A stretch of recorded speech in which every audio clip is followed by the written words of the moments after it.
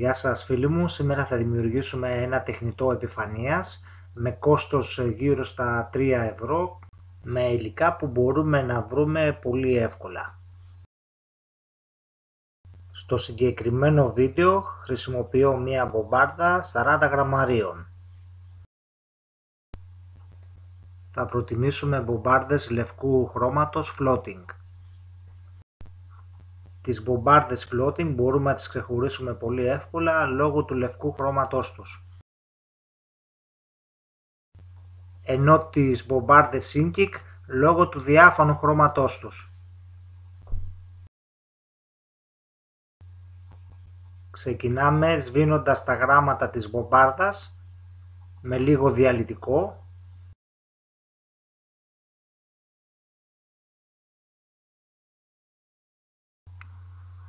Με τη βοήθεια ενός μέτρου θα μετρήσουμε 2 ίσες αποστάσεις για να τοποθετήσουμε τα μάτια του τεχνητού μας.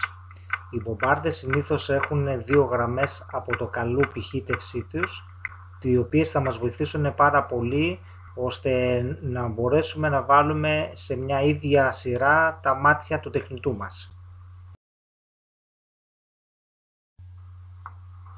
Τοποθετούμε τα μάτια του τεχνητού μας συνήθως στο 1/3 του σώματος του τεχνητού μας.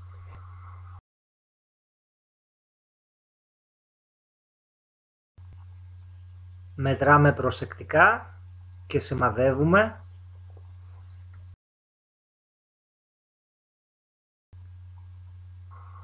Αφού σημαδέψουμε και με το μαρκαδόρο, είμαστε έτοιμοι να πάμε και στο επόμενο βήμα.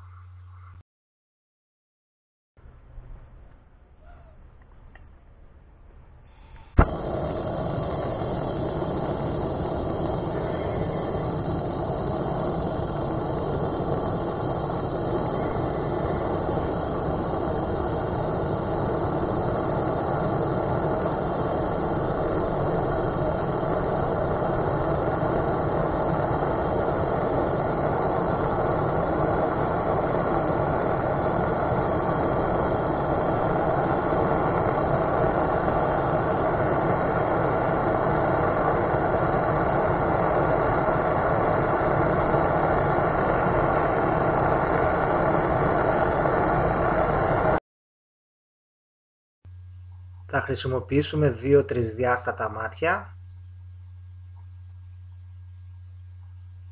Θα τοποθετήσουμε λίγη κόλλα στις εγκοπές που δημιουργήσαμε από το κάψιμο και να σταθεροποιήσουμε με αυτόν τον τρόπο πιο καλά τα τρισδιάστατα μάτια του τεχνητού μας.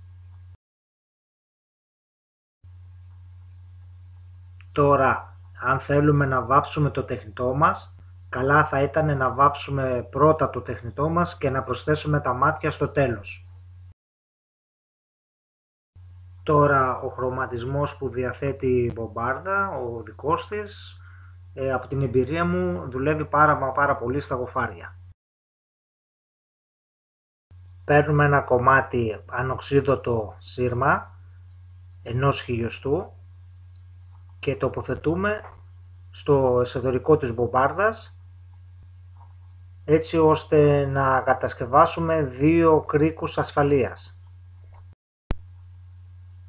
Καθώς επίσης μπορείτε να χρησιμοποιήσετε και πιο χοντρό σύρμα 1,2 ή και 1,5 χιλιοστό σύρμα. Το σύρμα που χρησιμοποιώ είναι ανοξίδωτο 1 χιλιοστό και είναι πάρα πολύ εύκολο να το προμηθευτούμε οπουδήποτε πουλάνε διάφορα εργαλεία.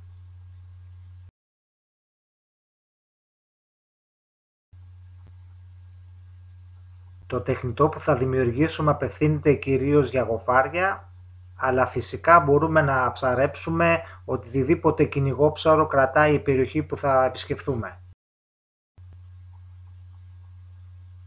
Καλό είναι να στρίψουμε το σύρμα γύρω από τον εαυτό του γύρω στις 3 με 4 φορές.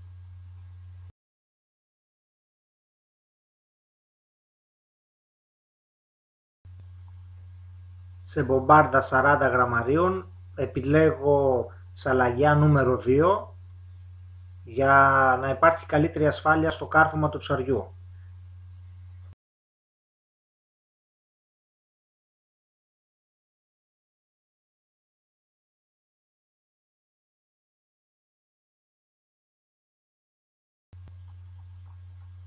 Τοποθετούμε στο τέλος του τεχνητού μας ένα κρίκο ασφαλείας και τέλος της σαλαγκιάς του.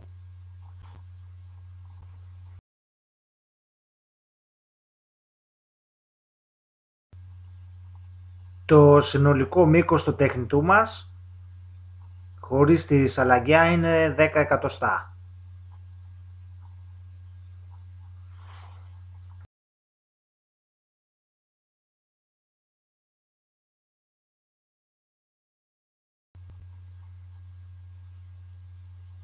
Το τεχνητό μας είναι τώρα έτοιμο.